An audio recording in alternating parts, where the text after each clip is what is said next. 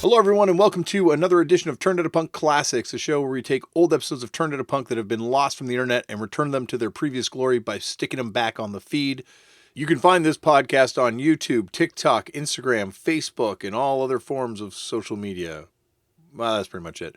At Turned Out a Punk. You can find me on Twitter or Instagram at Left for Damian. I play in a band. More information can be found at fuckedup.cc. Now sit back, relax, and enjoy another TOAP Classic. All right, Jay, we start. That's how it begins. This is what it's like doing Mark Maron, right? Like he fumbles around for technical problems for like 20 minutes. Oh, not in my experience. No, that's not what happened. Well, that's what I would do. We're at my brother's house. Eh? We're at and Jay, you're on my podcast. This is a huge thrill having you on. Is this coming? Is this loud enough? It's coming through. You got to keep it closer to you. I know. We're having I can hear you. We lost that lady who was up here smoking before. I know, we lost the woman that I think we chased her away. She's like, what the hell's going on here? There's a guy busting out microphones. That was a drug raid probably and stuff. Jay, thanks so much for doing the podcast. This is a big thrill. Okay. Okay. I guess you should listen to one. You made it through one. Gerard's, or no, you didn't make it through? I couldn't make it through. It was like severe nerdery that was over my head. But did you make it to the beginning? You know how they start? How? Okay, well, they all start the same way, which is, Jay, how'd you get into punk? Do you remember the first time you came across punk rock? Well, it must have been Ramones, right? I guess. I don't know. Yeah, the Ramones. Was it like on Don Kirshner's rock pile or just in like... No, just someone, somehow mentioning them or something. There was a lot of record stores in my town, and I was hanging around record stores and stuff. So you were like a music kid right from the get-go? Were you like kind of like into just like rock radio at that point beforehand, or? Yeah, I was drumming, and I was into, just rock. I remember I got into used records. That was like the first thing, like after new records, and you went to the used, scary CD record store. Would you have heard the Stooges by the time you heard the Ramones, or not yet? Or Yeah. So like you were already kind of versed in like harder, I guess, edge music. Yeah, I knew Stooges and Velvet Underground and all that sort of, whatever other rock crap like that, yeah. So what was your take on the Ramones the first time you heard them? Was it like something that connected with you immediately, or was it something that... I thought it was funny at first, like joke music, and then I started taking it more seriously. Yeah. Was it like as it was coming out, 76, I guess? Or? No. The first album I had was Road to Ruin. Okay. So I don't know when that was...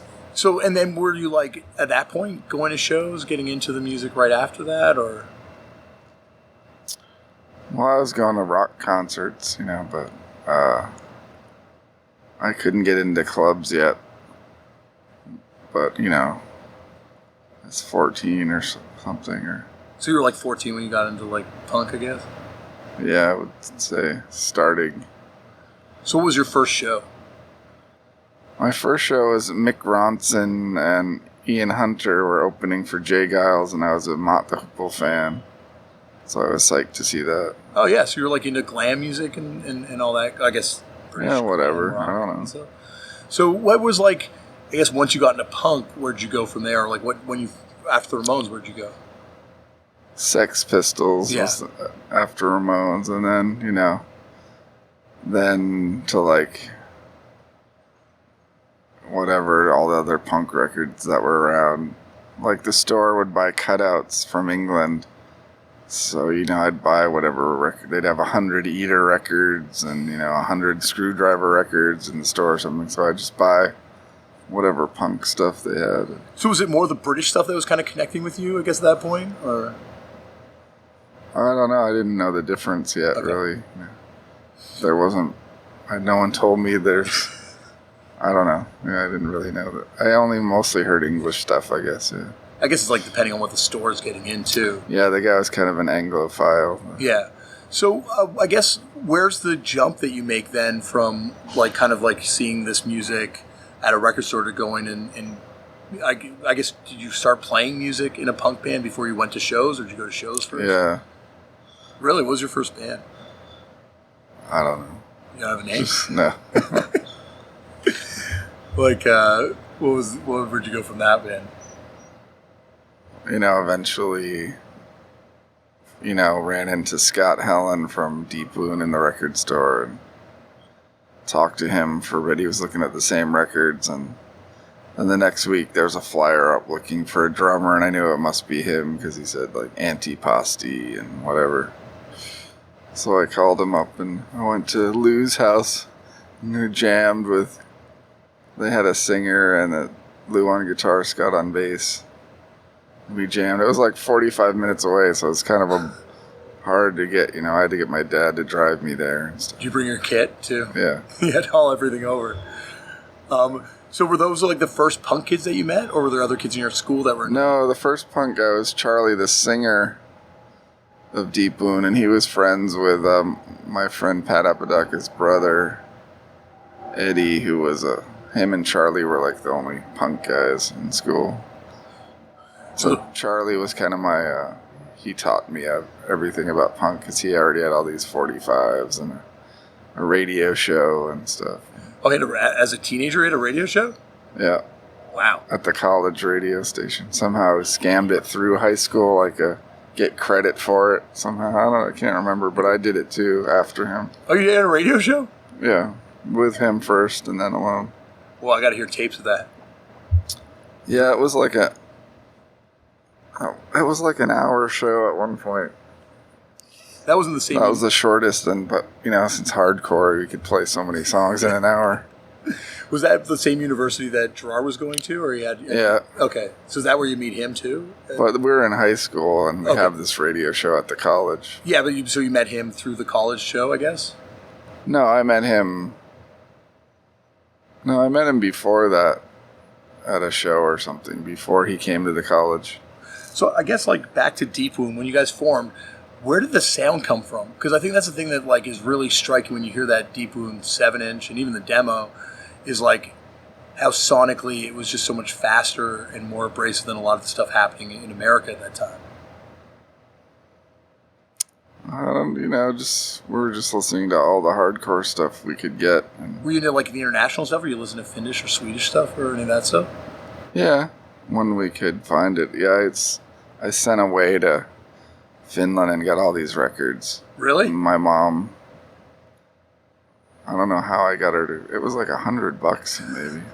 Because I got all these Finnish records, Like Tervit Cadet and all those bands? Lauma, Tervit Cadet, Radis, Bastards. Wow, that's an amazing collection of Finnish stuff. Kind of like the who's who of Finnish hardcore. Ritstiet, or however you say that. Yeah. But I really liked, Tervit Cadet and Llama the best of the records I got. So that's where you got kind of your drum style from? No. Just whatever. I would, I was just playing faster and, Void we liked and whatever, Discharge and... I remember one time you mentioned that you were pen pals with the Neos. Yeah. How did that, when you heard them, were you kind of these are kindred spirits? Yeah, exactly, yeah. They were the most kind of Deep Wound. I thought we were most kind of similar somehow. Which just brings up a good point, because you and me have had this debate about Canadian hardcore and the place of Canadian hardcore. But you think Neos are the best? Do you think that's the best, the apex of Canadian hardcore? For me, yeah. You're not a DOA fan? Yeah, I like DOA. That was that was our biggest gig is Deep Wound. We opened for DOA. Oh, really? And Toxic Reasons, and then the FUs too. That was our biggest show, probably. Well, I guess I had Gerard on the show, and he said that Deep Wound was the greatest collection of musicians he's ever seen. You don't think that's true?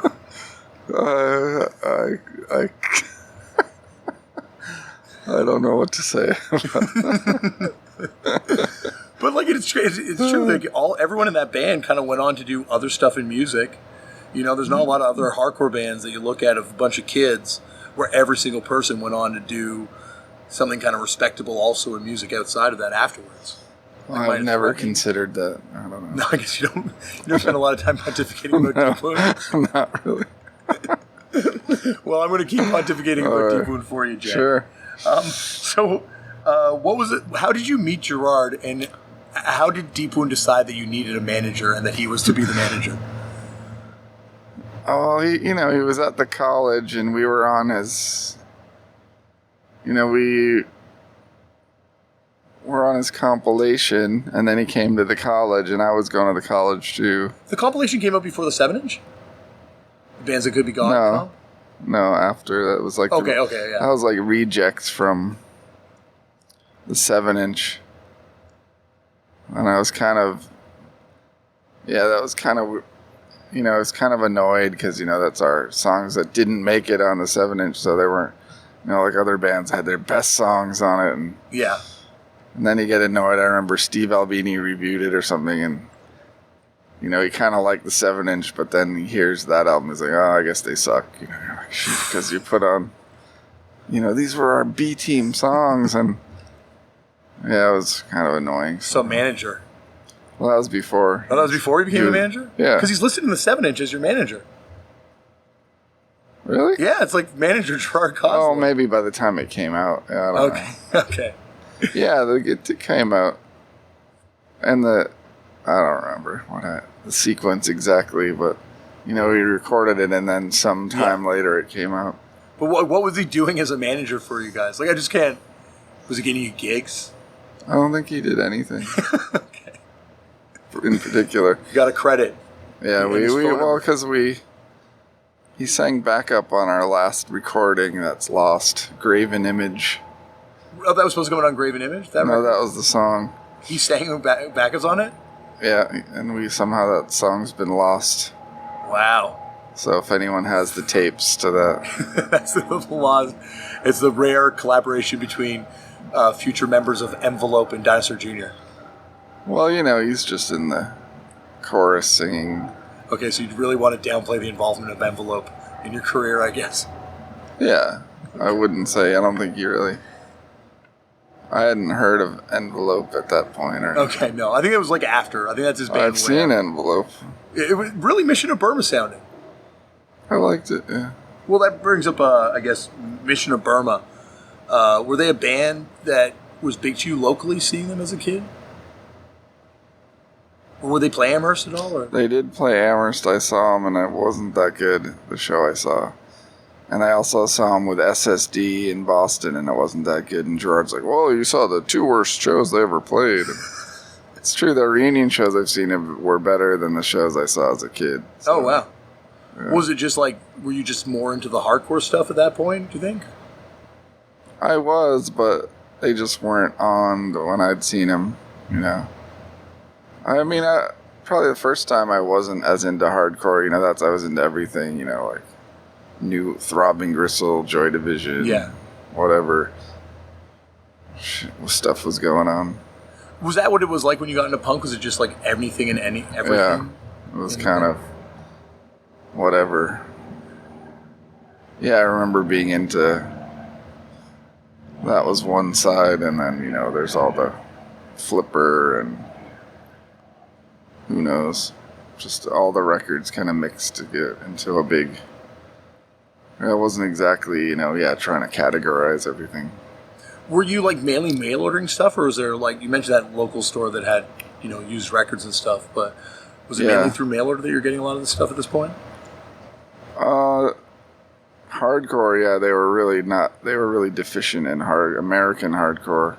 They were really, he'd go to England and buy records, so you could give him a list, I want Thinking of the USA 7-inch, and he'd go to these record fairs in England and bring it back, So at what point did you start going down to Boston to go to shows? I guess once Deep Wounds kind of formed, but... Yeah, once we hear about stuff going on, I mean, I don't know. Just whenever I saw they had these shows at the Gallery East, which was right near the bus stop, which was convenient. I could go take the bus there and just walk to the show and then back to the bus. So you would have been like 15 at that point too, probably 16 or something? Yeah. And I remember Minor Threat I went to that way, alone on the bus, and I couldn't believe Lou didn't want to go. I was like, Lou, you sure you don't want to go? I was like, his favorite band in the world, Minor Threat's playing, and we could go to the show? He was too scared or something, I don't know. Well, I guess were the shows at that point in Boston like terrifying and frightening, or... Because, the Boston crew... Yeah, they are... I don't know. It was terrifying, I think, to take a bus alone through seedy Springfield. It was really scary. The bus station where you had to change, and I don't know.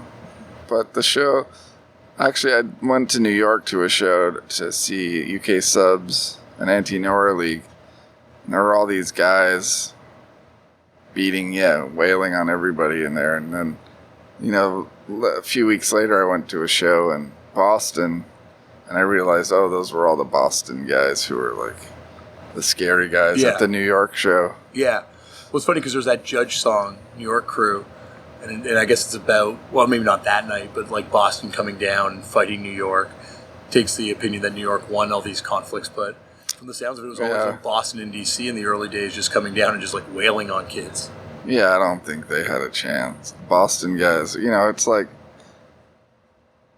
they were way more just focused or something. They were bigger and just, I don't know. Chalky kind of too, I guess. Yeah, and they were just knew what they were up doing. They were just a tight group, and they knew what they were up to, and they kind of just. I don't think they could. New York knew what was coming or whatever. Were you friends with those guys at all? Were you involved in No. No, I was real younger, and I was just from Western Mass, and I was just kind of freaked out by all these people. But. Yeah. So, which point do you, I guess, do deeper and start playing shows with some of these bands? Well, Bob for Apples from FU's wrote me back when I sent tapes around, and he gave us our first gig. And then through that, people liked the band, and we got a gig. Then with SSD gave us a gig with MDC at the Gallery East. We were really psyched about that. And we got that gig with DOA. And so yeah, people seemed to like us. And were you guys bringing bands to town at this point too? We had a couple shows, yeah. Because I guess the infamous one is that Last Rites show. Yeah. Did you guys put that on? Or it's a bit foggy. I can't remember how that all worked out. It's possible. I put on the first show, I remember, but that was all local bands. And that was at the same place, but I don't think I don't remember exactly. So what was that like putting on that show? You were probably a Negative Effects fan, I would imagine, at that point. Or I'm not putting on that show. They didn't have a record or anything, so. But did you would have seen Negative Effects? No. Really? No, I never saw them. So, I think Last Rites had that record before Negative Effects had a record. Yeah, that 7-inch came out on Tang, that's right. And, but they thought we were all bumpkins. They were just wouldn't even get out of their van at the show. They were not too friendly, really.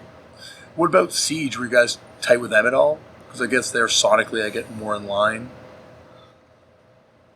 Yeah, they were nice. They weren't part of the scene either. They were just kind of kids who were. Was it outcast a bit? Was it I was going to say outcast for all the kid bands at the time from that Boston kind of crew? Yeah, we weren't expecting to be friends with any of these people or anything. Yeah, really larger than life, I guess. And large. And large, yeah. And just, they're from the city too, and we're just not that hardened out in Western Mass. Well, I guess you do. At what point do you kind of hear? Kill Slug? Because you wind up doing, a band with Upside Down Cross. Were you like seeing them at shows? Were you guys? Did you ever play with Kill Slug back then, or no? Yeah, Dino played with Kill Slug. Okay, but like that would have been later on. But I guess because Kill Slug's going by like 82, right? Yeah, I don't remember exactly. I remember the Sickness. Yeah, Sickness is his first band. Did you ever see them? No, I never saw them. But they were just kind of legendary. Yeah. Kill Slug, Larry Lifeless. Yeah, Larry Lifeless, and I guess he did. But like 82. You'd see the guys hanging around, like the drummer. What was his name? Big Daddy or something. Yeah, Big Daddy. I think he's Big Daddy. Yeah. And they were definitely creepy dudes. So it was exciting. So when you ultimately wound up in a band with them, did you get to know Larry before you formed Upside Down Cross? Did you like? No, they had the band. They just asked me to play on the recording. Yeah, we had played with Kill Slug by then, and then this other friend that I knew was in Upside Down Cross. He was hanging out with these guys. He became a professor. Oh, really? But he wasn't as core as these guys were pretty serious. Yeah, I can imagine. Yeah, I was really psyched to play the Upside Down Cross. Did you ever get to see like Why Die play at all? Just as like I don't know what that is. It was a band from Philadelphia, YDI. No? What about Vile from Boston? No. Okay. Another. When did you first hear the Wipers? I think Gerard told me about the Wipers at college. Okay, so that was when you weren't playing guitar at that point, or were you playing guitar? Right, it's kind of right when I started playing guitar. I started listening to Wipers, so that was a big influence. Do you still hold that one up as a band you kind of go back to? Oh yeah, that's definitely one of my major guitar influences. I was always shocked that you weren't on that tribute comp to them, like Hole and Nirvana, and there's some more's on one of them. Yeah, I don't know. Should go back in time and build a time machine and get you on that comp. Talk to Tim Kerr Records, which also Tim Kerr from the Big Boys had no involvement in, apparently. Really? Yeah. It was like totally separate. Yeah, I don't know. Yeah, I remember that coming out, but wasn't it on? I think it's on Tim Kerr. Yeah, I don't know. I read like in an interview that you say Birthday Party was a band when you like a stepping stone out of hardcore for you. What was it that made you kind of get sick of hardcore? What was that? I don't know if I got sick of it. It just seemed like it ended. Like it was a natural, like, Minor Threat, ends and Negative Approach. Everywhere. It's just kind of like, oh, it's over. It just seemed like one day, like, okay, it's over. Now what? I guess I still like music. What else can I listen to? And then, the Birthday Party filled that void, I guess, for a lot of people back then. So, when you say it ended, was like with Deepoom, where you guys just like, this is the natural end for us too, or was it just the band that kind of runs course? And the bass player, he was kind of more into the Outpatients, his band with his brother. We just kind of gave up. Yeah. Well, I guess we can. I also just want to talk about Dreadful. Were you a fan of Dreadful and the Din? Yeah, I love Dreadful. Because you wound up playing with them, right? Later on. Yeah, I've played with them quite a few times. We had one band, the Vashti Bashers. Okay. What was the vibe of that band? It was 3 drummers and him singing. Just 3 drummers? Yeah. Whoa. Pretty awesome. Did you guys record? No. Okay. One show. What? So I think Vashti Bunyan was playing the same night somewhere, so we decided that you were going to be the Vashti Bashers? Somehow that we were going to be, I don't know. So what were your thoughts on New York hardcore? Because I guess that's kind of when that really starts getting. Were you like into Agnostic Front, or is that all after your time? Yeah, I don't know anything about that. Yeah. The only bands I know are like Kraut, Heart Attack, Nihilistics. Those are the ones maybe I listen to. Were you into those bands at that point back then? Like Abuse? Yeah, I like. At all, or? No, I don't know them. Okay. I like Nihilistics a lot, and I liked Heart Attack. Kraut was so. Did any of those bands come up to Boston or Amherst to play, or no? Who were like some of the other bands that would come through Amherst? Oh, I was saying Crucifix played there a lot. Exactly. And Raw Power. Those were the two bands that would play there really? all the Raw time. Power, too? Yeah. Were you into Raw Power at all? Yeah, they were pretty good. I mean, I never listened to their records, but they were amusing live. You know, they were cool. You don't like any of that? Do you like any I of that never Italian? listened to their records, really. Okay. But, yeah, they seemed to be on a constant tour, so they'd just kind of come through every few months or something, see if they could play. So, who were Crucifix? Did you guys ever play with Crucifix? Yeah. Well, how was that show? Yeah, they were good. I mean, we loved Discharge, so they were the closest thing we had. You know, they had the hair and the leather jackets. And there was a scene of that stuff in New York, too, but I guess it was like really underrepresented, kind of recording-wise. Oh, yeah. Were you, I guess, like, by this point, so Dinosaur Jr. forms, you've talked about Dinosaur Jr. so much and forming and stuff, so I don't want to have to make you dig all that stuff up again. But, like, as far as the connection with SST, when did that kind of happen? Did you see Black Flag? Did you meet Greg Ginn back then before? Like, did you know him kind of, like, as a Black Flag guys, or just after Dinosaur got the records loved out? Black Flag, but I didn't know him or anything. But we just wanted to be on SST. Sonic Youth helped us. You know, they played it for him, I guess. All right. That's how we got on. That's how you got on SST. Sorry. Yeah, and then we were about to sign another deal with Homestead, and then got the SST. So Gerard wasn't so happy when we. Yeah, that's been pretty well documented too, I guess. But yeah, that was our dream, so we went for that. Well, it's funny too, because like it just how much amazing stuff came out on SST, like even beyond just like the initial punk wave, but just like how many classic records came out on that label during that period of time. It seemed like that was like the label to be on. Yeah, and you know, if you wanted to tour and stuff too, it seemed they had the booking agency. Yeah. Were you booked by that booking agency? Back then? And still am. I have the same guy. Really? To this day? Yeah. Wow. Loyalty. He was the second guy. I mean, he was like the Bug tour. Yeah. Jordan Schwartz was the first guy, and then Steve Call came in, and then we still have Steve Call. So I guess also at this point with SST, you know, like I want to, I guess, jump ahead because you got to go play a show, so I don't have you for all night and stuff. But I wanted to talk about some of the other bands you joined. We talked about Upside Down Cross, but Action Swingers. How'd you get involved in the Action Swingers? Just from hanging around New York, you know, and I don't know how did that happen. I remember, it was kind of shady. They kind of kicked out Johan, and I know, and he's bitter about it. Did you read that book? He was mad about it. Yeah, he's still mad about it. I'm sure. There's a quote about it in because that was a classic 7-inch. I thought "Bumming My Trip" was pretty awesome. That's a second 7-inch is good too, though. You play on the second one, right? I don't think so. I think I'm only on some compilation. Oh, you didn't play on any of the singles? No. Okay. Well, the compilation song I'm sure is good too. I don't know. I heard it. I recently bought it, but I don't think it came in the mail, or I haven't heard it. What compilation is it? Which one? I don't know. It's like it was only on CD. Oh, it's a CD compilation. Oh, yeah. So, another thing I wanted to ask you about is some of these weirder TV appearances that you've had over the years.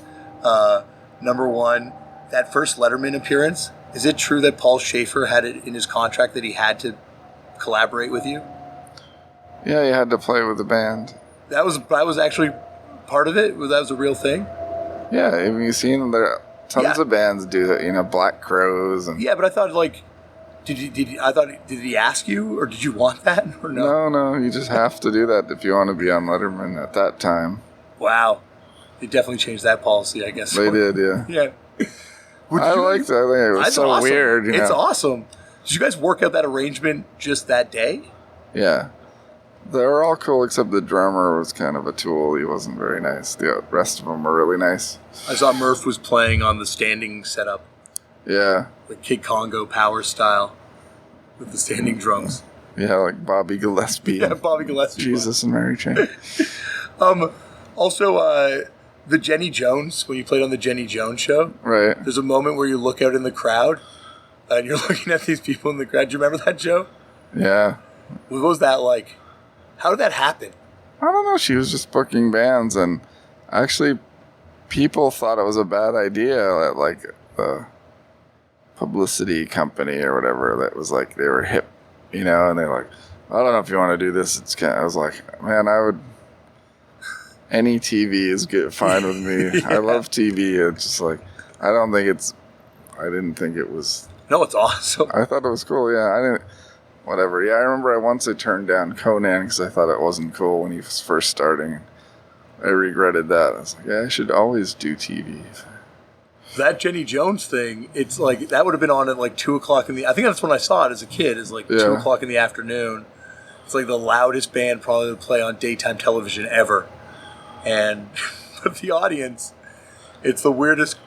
Like people are trying to clap along at parts. Well, one song they like a lot better than the other song. They were going nuts at one point. I remember Out There, they did not like that song too. No, and Jenny Jones introduces it Out of There.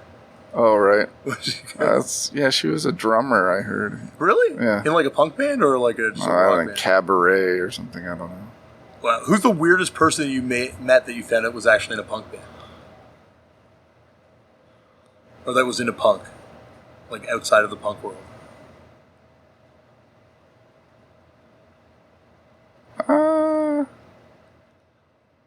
I think I heard Daryl Hall talking about how he was into the Sex Pistols or something. What about... I don't know. What about... didn't you take someone to CBGB's to see Lisa Suckdog Carver play? Oh, yeah, Matt Dillon. You had Matt Dillon to see Suckdog. Was he a punk rocker? He was into, New York kid. No, he didn't know Suck Dog. I just said, yeah, you'll like this. It's cool, man. Let's go see this shit. And then she was like covered with shit, and she freaked out. She's like, oh my God, Matt Dillon. She's like, goes up and hugs him. She's all covered with shit and stuff in a bikini. But he took it pretty well. He was pretty smooth. I was like, I would have run out of there. That's maybe that convinced him to be a noise rock fan after that. New York noise rock scene. Did you ever watch the Beavis and Butthead episodes that you're on? Yeah. Were you a fan of that show when it was on? Oh yeah, of course. That must have been pretty exciting to be on that? That was definitely a high point. Yeah. And speaking of high points, Judgment Night soundtrack. Yeah. Amazing moment for me as a kid getting into that record. That was weird. Yeah. How did you pick Del? I'd seen him on MTV Raps, like this whole thing on him, and I thought he was cool. It's like, I want to get that guy. So they came to you and they're like, just pick a rapper to collaborate with? That's pretty awesome. Did you, because there's no real is there rap rock collaborations prior to that? There are. I'm trying to think of. Just, Beastie Boys, Aerosmith. Yeah, Beastie Boys, Aerosmith stuff. But like, what was your sonic template for that at all? Well, I thought I was doing rap, and he thought he was doing rock, and he thought my rap was rock, and I thought his rock was rap. I don't know. And then you played on Arsenio Hall. That was funny, yeah. And amazing. Also, like a weird lineup. Yeah, I got Mike D on drums and Watt on bass. Yeah. Yeah, it was fun. We got bathrobes, Arsenio bathrobes. And you also are wearing a wicked purple jacket. Oh, yeah, I don't remember that. Arsenio Hall bathrobes? Yeah, he'd give to all the guests. Was he cool? Was he a nice guy? I'm not sure. Who's the best out of all these talk shows? The nicest? The nicest? Or the coolest? I don't know. I mean... who's chilling after the show? Jenny Jones? Did she hang out with you guys? She was alright. Letterman was obviously the most standoff and weirdest. Really? Because you guys played it like 4 times, right? Yeah, and Conan is really nice, I guess. And so Jimmy Fallon, of course, is super nice. Yeah. 4 times. You guys played on Letterman 4 times. Were you a fan of it as a kid? Well, I guess it was. Yeah, I loved Letterman. Yeah, he had some daytime show I watched when I was a kid. I loved that too. So are you bummed that? Did you watch the last episode? I've watched part of it, yeah. Sad, yeah, but what's he gonna do? I don't know. Can't go on forever. Yeah. I guess also that the last thing I wanted to talk to you about was my involvement with you, Jay, which is 1991, the year punk broke. Really? The movie that got me into punk rock. Nice. And also the movie that led to me hanging out with you. Well, not really hanging out, but seeing you live at Massey Hall for the first time, way back when. Yeah. What was that period like? Like just kind of prior to everything kind of blowing up and getting really popular. Like that tour. Do you have any memories of that tour at all? Yeah, it was great to see Nirvana. Like see something. You thought, oh, these guys should be huge, and then they get huge. You thought they should be huge? Oh yeah. Do you think they sounded like the Wipers at all? No. Don't they have that one song? Well, they cover Wipers. Yeah, but that song that sounds like the. I thought they sounded like Cheap Trick and Bad Company a little bit. I don't know. Radio rock. They sounded like to me like even on Bleach. You kind of heard that. Yeah, his voice sounds like something you'd hear on the radio, and so I thought. So it was cool to see, and then so for a moment something made sense, where something should be huge, and it is huge, and well, the world makes sense for a second, and then until Courtney comes along or whatever. Yeah, no. Was like? Do you think that was like the last time that everything kind of made sense in charts? Like it seems like that was like the moment. Well, I guess there was like, Green Day and the Strokes and stuff like that after that, but like. I mean, Nirvana was like the moment where it seems like that's like the story arc of American underground music. Culminates with Nirvana. Yeah, it's just Nirvana. It's not like any other band. It's just their story, But did you feel it changed for you guys at all? And like the way it changed everything. It was just very strange for years after that, But I don't know. As I remember people getting really jaded or something after that. Really jaded. And that's why I think GBV was awesome when they came out, because they seemed really innocent in this sea of everyone being jaded. That's why it really kind of cut through and was awesome at that point. There's also like rumors that have circulated in hardcore for years that you used to order from like hardcore distros, like order 7-inches throughout the early 2000s. Was that true? Like, some guys at the Dead Alive distro told me that J Mascis used to order records from them. I don't know. I don't think so. I used to, in the 80s, I'd order. Yeah, no, this is like in the 2000s. Not that I'm aware of, maybe. So this is just like an urban legend that's been perpetuated. That only you know about? Yeah. No. Other people know about this too. I swear other people. Probably like at least 2 other listeners are thinking about this too. So when you came, just at a personal, I guess, in question type thing, when I met you at South by Southwest and I came up to you and talked to you about Deep Wound, was I one of the first people to do that? Because I remember that night there was like 25 other people that talked to you about Deep Wound. Yeah, it was a big Deep Wound South by, where Deep Wound was really on the minds of people. I think I was like the first at South by Southwest to do that. But I think every single person that came up to you the rest of that night. And Deep Wound tattoos and this and that. That's Sam, the drummer from Sexvid. Yeah. You know that the guitar player of Sexvid bought a test press of the Deep Wound 7-inch. From who? Someone on the internet. Oh, yeah. I think it was cool. Like $800. Probably worth way more now. Do you have a test press of that? No. No? Maybe it's possible. Maybe you want to trade? You want to trade for a fucked up You'd test have press? to find it and look through all the records. Do you have your records organized? No. Would you like to do that? I would love that. I really need help with that, yeah. I will come down and I will hang out for a weekend and we'll just do that. Even with your 3 kids? I'll bring my kids. All right. Stay at your house. No, I like, I organize my records by country. Oh, wow. That's cool. Yeah.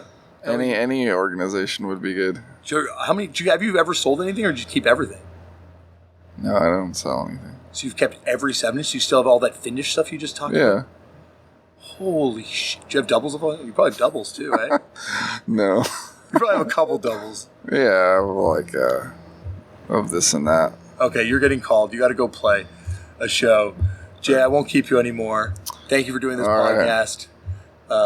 Is this long enough for your pod world? Well, it's going to be on the shorter end, but I think you finished longer. You're longer than Martin Mills. Okay. And so maybe I'll tack on a bunch of extra stories about you and me hanging out.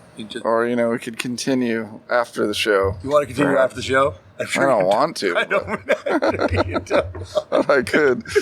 All right, Jay. Thanks, buddy. All right.